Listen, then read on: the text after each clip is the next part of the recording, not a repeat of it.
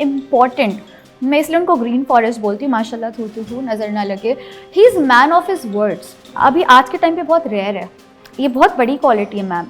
Now days guys are not man of their words, वो बोलते कुछ है करते कुछ और है, पर ये जो बोलते हैं ये वो करते हैं। मुझे सबसे खूबसूरत क्वालिटी इनकी ये लगती है, and he treats me like a child. कभी आपने ये नहीं सोचा कि आप इंडस्ट्री से बिलोंग करती हैं तो आपको उसी में जाना चाहिए? In what way? I mean किसी एक्टर से शादी करनी चाहिए? Oh no ma'am, I don't think that would work out for me because मुझे लगता है कि आजकल जो भी मैं देखती हूँ ना, हाँ. जैसे कि मैंने कहा मेल ईगो एक थोड़ा सा होता है, और मुझे लगता है एक रिलेशनशिप में ना एक ही स्टार हो सकता है।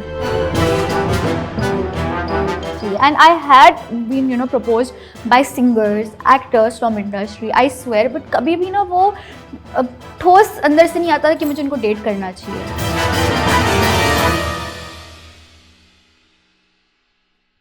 बिग बॉस के घर में जाने से पहले हम पहुंचे थे सना के घर, और तब हमने पूछा भी था कि बिग बॉस के घर में लोग सिंगल होकर जाते हैं लेकिन आते मिंगल हैं, लेकिन तब उन्होंने कुछ नहीं बताया था।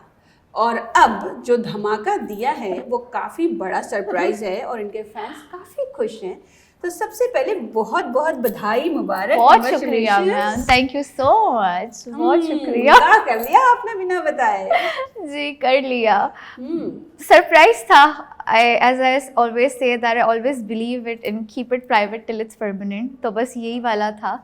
और मुझे इसे छुपा कर रखना था ऐसा भी नहीं था, but it's just that we wanted कि जब सारी चीज़ें कायदे से हो जाए तब हम ये न्यूज़ शेयर करेंगे, क्योंकि कई मरतबे नज़र होती है, काफ़ी ऐसी चीज़ें होती है, तो इसलिए हमें थोड़ा सा वो प्रोटेक्टिव जोन में। मैंने हिंट दिया था वैसे, जब आपने मुझसे पूछा था कि वहाँ पर आप किसी के साथ रिश्ता बनाना चाहेंगी, तो मुझे पता नहीं आपको मेरा जवाब याद है कि नहीं, पर मैंने आपसे कहा था मैम मुझे थोड़ा मुश्किल लग रहा है। मैंने हल्का सा हिंट दे दिया था कि मुश्किल क्यों लग रहा है, तो वो वाला हमें ये नहीं पता था कि पहले से ही कोई है। विटामिन डब्ल्यू मैंने कई मरतबे जिक्र किया था इनका बिग बॉस के घर में।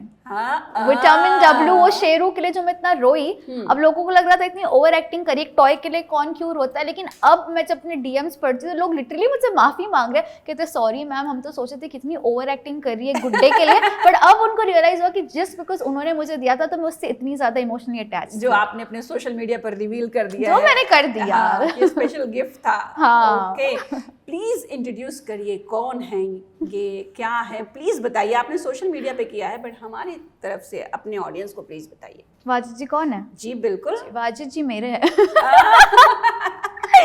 वेल वाजिद जी बेसिकली ZTV में क्रिएटिव है और वो बिहाइंड द सीन्स काम करता है। उनको मैं जानती हूँ तकरीबन 3-4 सालों से, लेकिन वो बस एक महज नॉर्मल राब्ता था सलाम दुआ वाला, बट जो हम एक्चुअल इंटरेस्ट लेके एक दूसरे से हमने बात करनी चालू की वो तकरीबन 1-1.5 साल पहले की।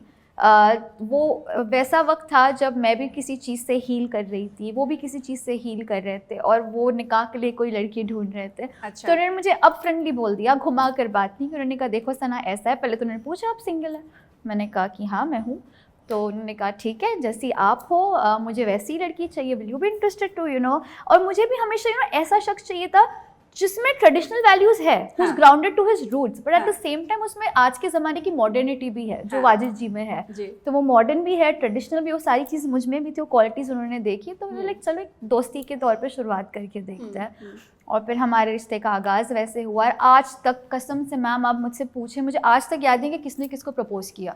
ये I swear on anything legit, आप मुझसे किसी चीज़ की भी कसम खिलवा ले, मैं वाजिद जी को पूछती भी, वाजिद जी मुझे सच में याद नहीं, आपने मुझे आई लव यू बोला था, मैंने आपको बोला था, कहते हैं सना मुझे भी याद नहीं है, किसी ने किसी को प्रपोज ही नहीं किया।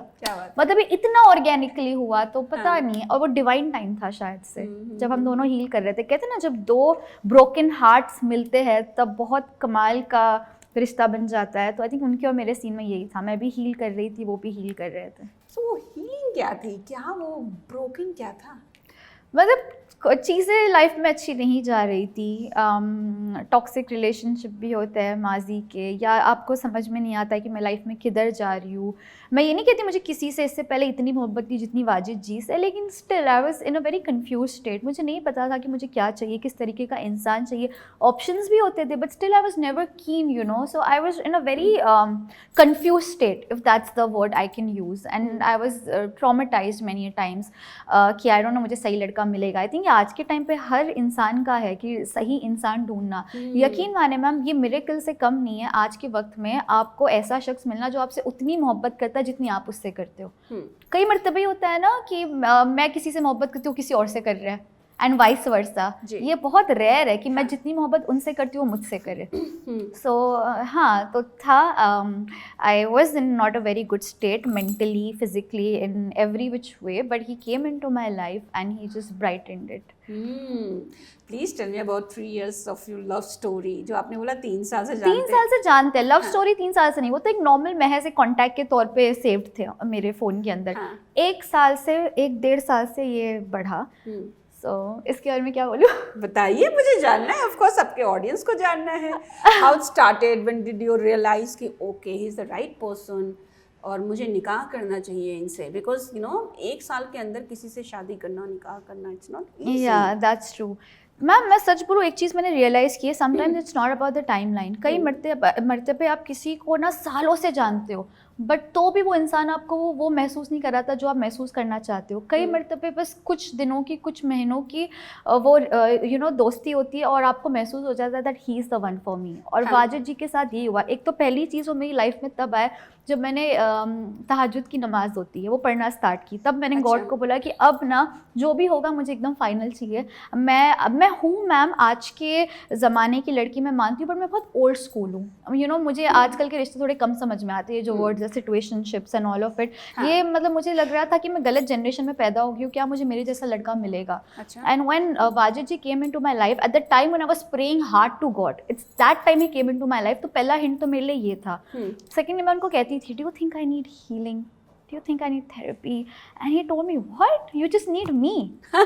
And सबसे important मैम, मुझे हमेशा से ऐसा शख्स चाहिए था, you know, जो मुझे मेरे करियर में भी सपोर्ट करे, not in any other way, but just तू आगे बढ़, मैं तेरे साथ हूँ। कई मरतबे ना लोगों में मेल ईगो होता है, अगर लड़की आगे चली गई तो, और ये बहुत ज़्यादा होता है मैम। तो और मैं I have been in that particular zone also where there was you know someone in my life जिनमें मेल ईगो था, मुझसे आगे ना निकल जाए and all of that. But when Wajid ji came into my life, he always told me कि सना, मैं तुमको उधर देखना चाहता हूँ जहाँ पर आज तक कोई लड़की नहीं पहुंची हो, तुम्हें वो सारी क्वालिटीज़ है। अब यकीन मानेंगी, मेरी अम्मी बिग बॉस के लिए कीन नहीं थी। अच्छा। वो मेरे घर पर आए, उन्होंने मेरी अम्मी को बोला कि ये उड़ने के लिए बनी है, इसको रोको मत प्लीज़, इसको करने दो। Wow.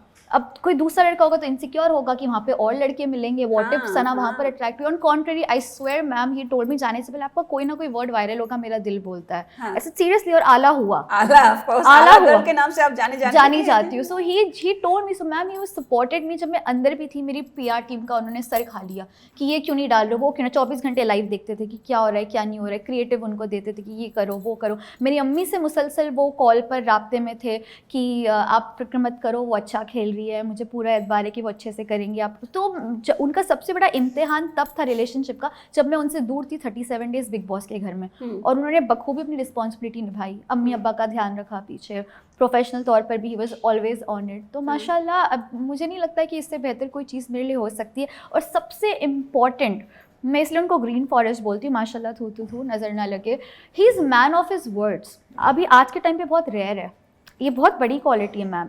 Now days guys are not man of their words. वो बोलते कुछ है, करते कुछ और है, पर ये जो बोलते हैं ये वो करते हैं। मुझे सबसे खूबसूरत क्वालिटी इनकी ये लगती है, and he treats me like a child. एक लड़की को क्या चाहिए ना कि एक बच्चे की तरह ट्रीट करो। And I am telling you, I swear this is legit truth guys, if you really want a girl to fall for you ना, treat her like your kid, I swear she will go nowhere. This is I think ये मंत्रा है, ये मंत्रा सना है की तरफ से। Yeah, treat her like a kid, understand her, and of course it doesn't just work one way. मैंने भी उतनी ही efforts लिए, मैंने भी अपनी लॉयल्टी निभाई throughout। दोनों तरफ से चाहिए, दोनों तरफ से चाहिए। मैंने भी वो चीज़ रखी कि ये मेरी ज़िंदगी में, इसे मैंने मैम कभी छुपाई नहीं है चीज़। मैंने निकाह भी उस वक्त किया, अभी भी मुझे लोग टोकते हैं कि अरे अभी तो आप अच्छा करी थी, आपके मुसलसल गाने रिलीज होते, आपने इतनी जल्दी निकाह क्यों कर लिया? कि नहीं, रिस्क लिखा है खुदा ने। कामयाबी मिलनी है तो ऐसे भी मिलेगी, हो सकता है कि निकाह के बाद तो ज़्यादा मिलेगी। हमें तो मैम ये सच में मानते हैं कि निकाह के बाद ना तकदीर और खुलती है, खुदा रिस्क के दरवाजे और बढ़ा देता है। तो you never know, and Wajid ji says कि you are going to be more successful after marriage, so let's hope. कभी आपने ये नहीं सोचा कि आप इंडस्ट्री से बिलोंग करती हैं तो आपको उसी में जाना चाहिए? In what way? I mean किसी एक्टर से शादी करनी चाहिए? Oh no ma'am, I don't think that would work out for me because मुझे लगता है कि आजकल जो भी मैं देखती हूँ ना, हाँ. जैसे कि मैंने कहा मेल ईगो एक थोड़ा सा होता है, और मुझे लगता है एक रिलेशनशिप में ना एक ही स्टार हो सकता है, वरना कई मर्तबे, मैं ये नहीं कहती हर किसी रिलेशनशिप में, बट कई मर्तबे मेल ईगो आ जाता है कि लड़की ज़्यादा आगे बढ़ गई। बहुत ज़रूरी है कि आपका पार्टनर आपकी सक्सेस से खुश हो। True. और अगर हम सेम इंडस्ट्री में होता है तो कहीं ना कि वो कॉम्पिटिटिव स्पिरिट होता है। आई have seen around me and keeping all of that. लेकिन ऐसा नहीं कि मैं ये सोची थी, मोहब्बत तो ऐसी चीज़ है कि किसी से भी हो जाती है, but I was lucky enough to fall for someone like Wajid ji and या, तो इसलिए मैंने सच कभी सोचा नहीं कि मुझे किसी एक्टर के साथ रिलेशनशिप में आना चाहिए। And I had been you know propose by singers, actors from industry, I swear, but कभी भी ना वो ठोस अंदर से नहीं आता था कि मुझे उनको डेट करना चाहिए। And I am a good जज ऑफ कैरेक्टर, मतलब मुझे समझ में आ जाता है, इतनी मुझे खुदा ने आमद दी है कि जब मैं किसी से बात करती हूँ मुझे समझ में आ जाता है कि एक शख्स मेरे साथ कितना तक निभाएगा, जब से मैच्योरिटी आई है। That's great. आपने उम्रा भी कर लिया? अल्हम्दुलिल्लाह मैम। सबसे खूबसूरत चीज़ तो ये थी, उम्रा भी हुआ और अम्मी अब्बा को भी उम्रा करा लिया। हाँ, ये पहली दफ़ा था? ये पहली दफ़े था। अरे वाह। तो इसके पीछे का रीज़न ये था, एक तो मुझे खुद को निकाह करना था मदीने जैसी पाक जगह पे। मैंने वाजिद जी से ये डिस्कस किया, नहीं से किया, हम दोनों को सादगी से करना था। वो शोशा वाला हमारा सीन नहीं था कि हम निकाह एकदम मुझे शोशा और से डिटेल में करेंगे। जानना है निकाह मदीना में, प्लीज़ मुझे बताइए। So, Wajid ji and me, one day we were discussing, and I just got up from my sleep. I called him like, Wajid ji, हम सोच रहे सादगी से करना है, why not we do it in Medina?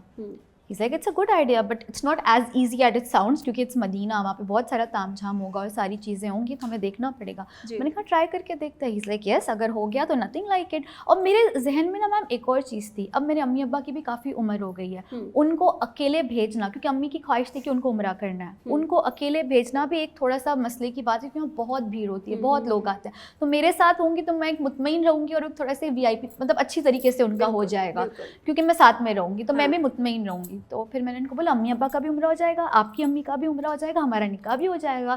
फिर अल्लाह का शुक्र है, हमने 2-3 कॉल्स किए, वहाँ पे थोड़ी सी पहचान थी हम लोगों की। एक कस्बा टूर्स एंड ट्रैवल्स करके एजेंसी, उन्होंने भी हमारी काफ़ी हेल्प की and then it worked wonder. मतलब वो 9 दिन कहाँ गए मैम, मैं आपको बताऊँ, मुझे आज तक समझ में नहीं आया। ऐसा लगता है just blink of an eye and it vanished. Most beautiful days of my life. And Madina इतनी पाक जगह है ना मैम, आप बस 5 मिनट बैठ जाए वहाँ पे, आपको लगेगा मैं कहाँ पर आ गई हूँ।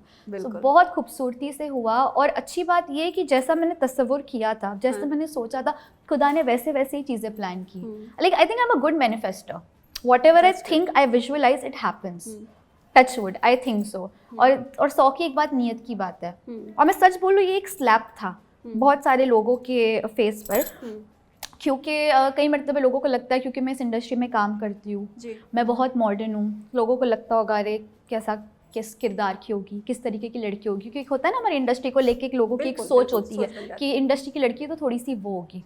तो मेरे बारे में बाज़ दफ़े अगर ऐसी बातें होती भी होगी तो मुझे लगता है उन सब लोगों के फेस पर मेरा उम्रा जाना और उस पाक जगह पर निकाह करना एक बड़ा स्लैप था कि वो जगह पर पहली चीज़ तो वही जा सकता है जिसको बुलावा आता है। बिल्कुल, है ना? बिल्कुल। तो इसका मतलब ये कि कहीं ना कहीं मेरा कनेक्शन खुदा से स्ट्रॉन्ग है, तब मुझे वहाँ पे बुलावा आया। सो पीपल हु जज me, can you guarantee that your relationship to God is stronger than mine?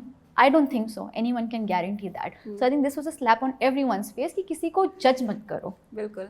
और 3 तारीख को फिर वापस रुखसती 3 तारीख को ही रखी। अब ये भी इत्तेफाकन हुआ। सारी चीज़ें 3 तारीख पता नहीं मेरी ज़िंदगी से जुड़ी हुई है। तो ये 3 to 3 रुखसती के बीच का क्या होता है? आपको मायके रहना पड़ता है और फिर नहीं, हाँ, मायके रहना पड़ता है। मतलब देखो ऐसा था कि डेट्स जो उम्रा की थी ये टाइम पे अवेलेबिलिटी थी जहाँ पे हम जाके सुकून से कर सके। मैंने कहा मुझे मसला नहीं है, वाजिद जी ने कहा मुझे भी मसला नहीं, तो हमने कहा ये हम कर लेते हैं। फिर अब मेरा भाई है वो ऑस्ट्रेलिया में रहता है, तो वो इंशाल्लाह 16 तारीख को आ रहा है, क्योंकि उसको भी उसका काम देखना पड़ता है। वाजिद जी के कुछ रिलेटिव्स है, तो सबकी मिलाकर डेट 3 दिसंबर सब फारिग है, तो इसलिए रिसेप्शन में तो सबका लाजमी आना ज़रूरी है। बट निकाह के टाइम पे ज़्यादा लोग ना भी रहे, अम्मी अब्बा रहे, तो वो काफ़ी है। तो दोनों डेट्स फीजिबल उम्रा के हवाले से ये वाली 3 आ रही थी और रिसेप्शन के हवाले से ये वाली 3 आ रही थी, इसलिए हमने थोड़ा सा गैप रखा। और हम लोगों में ऐसे चलता है, कई मरतबे तो लोग 1-1 साल बाद रुखसती करते हैं निकाह करके, जैसे कुछ रोका बोलते हैं, है ना, किसी रिलीजन में रोका बोलते हैं, वैसे हम कहते हैं रुखसती बाद में करेंगे। Okay, like that. But there's no honeymoon or anything? No, there is honeymoon, of course. वो एक बार रुखसती हो गई, फिर वो मेरे और मेरे मियाँ के ऊपर है कि हमें हनीमून करना है, कैसे करना है, कहाँ करना है, वो सारी चीज़, कैसे नहीं, सॉरी, कहाँ करना है। ओके जज्बाती हो गई थोड़ा, घर की बातें समझ के लो। न्यूली अभी एकदम ताजा ताजा शादी हुई है तो ताज़ा romantic। ताज़ा हुई है, हाँ। तो बहरहाल हाँ, सना भी रोमांटिक फेज में है ना, हाँ, आई थिंक हाँ। सो। पर हनीमून का सच में अभी तक हमने सोचा नहीं है। इंशाल्लाह लेट्स सी, क्योंकि अब मैम हो भी ऐसा रहा है कि काम भी है हमारा, तो हम दोनों बैलेंस करके चल रहे हैं। हमने पहले तो सोचा नहीं था कि ये साल करेंगे, ये भी एकदम बहुत इत्तेफाकन हुआ, एकदम जल्दी जल्दी। कहते हैं ना डिवाइन टाइम होता है, तब आप और मैं कुछ नहीं कर सकते, जब वो लिखा है होना वो होगा, पक्की बात है। तो आई थिंक ये माशाल्लाह बहुत डिवाइन टाइम पे हुआ मेरा और वाजिद जी का निकाह। It was meant to be and at one of the most beautiful places, अल्हम्दुलिल्लाह। So thankful to God for this. कितना कम होता है ना जो हम सोचते हैं उसी तरीके से चीजें हो। बिल्कुल। तो कभी आपने sir dreamy wedding, destination wedding, समंदर के किनारे, ऐसा वाला कोई प्लान नहीं था? बचपन में था, बचपन में मुझे घोड़े पे आना था। घोड़े पे हुआ? कसम से, आई स्वेयर। आप मेरी अम्मी से बेशक पूछ लें, मैं कहती अम्मी हमेशा लड़का क्यों घोड़े पे बैठ के आते हैं, मेरे निकाह में तो मैं आऊंगी घोड़े पे बैठ के। अम्मी कहती थी आपके मियाँ अलाउ करेंगे तो आ जाना, और फिर ऐसी शादी होगी, ऐसा लहंगा होगा, ये वो बहुत सारी ख्वाहिश थी। पर जैसे जैसे बड़ी हुई, मैच्योर हुई पिछले 3-4 साल से, तो मुझे लगा कि नहीं, ये बस बहुत सुपरफिशियल है। मुझे सुकून वाली जगह पे करना है, जहाँ पे मुझे लगे कि हाँ दिस इज़ इट, और सादगी से करना है। अब जो रिसेप्शन भी रखा है वो अल्हम्दुलिल्लाह अच्छी तरीके से रखा है, लेकिन तो भी जो बचपन वाली ख्वाहिश थी कि बहुत ड्रीमी रखना है, नहीं, मुझे लगता है कि जितनी सादगी से करेंगे उतनी ज़्यादा बरकत होती है निकाह में। ये मेरी सोच है और मैंने आसपास देखा है, तो जितनी सादगी से होगी उतना खूबसूरती से आपका निकाह चलेगा। This is what I have seen around me, so that's I wanted to do it like this. तो ये बताइए कि आपने बोला कि प्लानिंग नहीं थी इस साल शादी करने की, तो अचानक से क्या हुआ जो 3 नवंबर को आपको निकाह करना पड़ा? अचानक से क्या बोल तो रही हूँ मैम, मैं सोकर उठी एंड आई टोल्ड वाजिद जी अगर उम्रा करने का सोच रही हूँ मैं, और हमें इस तरीके से निकाह करना है मदीना में, तो इट्स अ गुड आइडिया। इसी तरीके से आगाज़ हुआ हम लोग के कॉन्वर्जेशन का। सो इसे पता करके देखते हैं। फिर जब मैंने कॉल किया तो उन्होंने मुझे बोला ये वक्त बहुत अच्छा है, इस वक्त पे अगर आप लोग कर लो निकाह तो बहुत खूबसूरत टाइम है, पीक सीजन है और बहुत अच्छा वक्त है। और फिर अंदर से एक गट फीलिंग है ना, जिसको मैं हमेशा फॉलो करती हूँ, फॉलो माई गट, अंदर से आवाज़ कर लो, ये सही वक्त है, कर लो। बस क्या था फिर, और वाजिद जी हैं, उनको मैंने बोला तो ये वाज लाइक चलो कर लेता है। तो जब तक आपने रिवील नहीं किया था तब तक बड़े मैसेजेस आ रहे हैं, कौन है, कितने नाम सामने आए, गेसेस कितने थे? मैम बहुत सारे थे, बहुत सारे नाम सामने आए, अलग अलग लोग अलग अलग इसका नाम ले रहे थे दूल्हे का। और मैम मैं कह रही हूँ वाजिद जी के फॉलोअर्स कुछ हज़ार थे, आई थिंक 800 थे, क्योंकि मैंने उनका फेस रिवील नहीं किया था, उनका प्रोफाइल तभी प्राइवेट था। उनकी एक रात में 12,000 फॉलोअर बढ़ गए क्योंकि मैंने रिवील नहीं किया। वाजिद जी से क्या हो क्या रहा है, और मुझे नोटिफिकेशंस बता रहा है, ये देखो लोग पागल हो रहे हैं। मैं चाहती तो मैं 3-4 दिन खेल सकती थी कि मैं इनकी शक्ल थोड़ी छुपाती हूँ, लोगों में एक्साइटमेंट रखती हूँ, लेकिन फिर मैंने रिवील कर दिया। नाम तो बहुत से आ रहे थे, अब यू नो पीपल। सबसे ज़्यादा एक ऐसा नाम जिसपे आपको मतलब कंट्रोल नहीं हो रहा था हंसते हंसते कि भाई ये क्या है? मैम मैं नहीं बताऊंगी वरना कंट्रोवर्सी हो जाएगी। आपको गेस करना है? मुझे आपने बता दिया था ऑफ रिकॉर्ड, तो मैं बोल सकती हूँ इफ यू आर ओके। आप ही बताओ, अब आपने बता ही दिया था। मेरे ख्याल से रहने दो, जिसका नाम लिया फिर वो सदमे में आ जाएगा। अब आप समझ जाओ कि हम किसकी बात कर रहे हैं। उसको नहीं पता? नहीं, उसको नहीं पता है, उससे फोन पे जब मैं तफसील से बात करूंगी तब मैं बोलूंगी। आपको पता है लोग समझ रहे थे कि आप है वो। मैं जब तफसील से बात करूंगी उनसे तब मैं उनको बताऊंगी। अच्छा ठीक है, आप लोग गेस करना कि वो कौन सा नाम था जो सना को बार बार हाँ, जब लोग गेस कर रहे थे मैंने शक्ल रिवील नहीं की थी कि ये लड़का हो सकता है। सोचो कि किसका नाम लोग बता रहे थे। आप प्लीज कमेंट बॉक्स में जरूर लिखिएगा कि कौन। हंसी आ रही थी मुझे कसम से डीएम पढ़ के। तो अभी आप ससुराल में शिफ्ट हो गई हैं?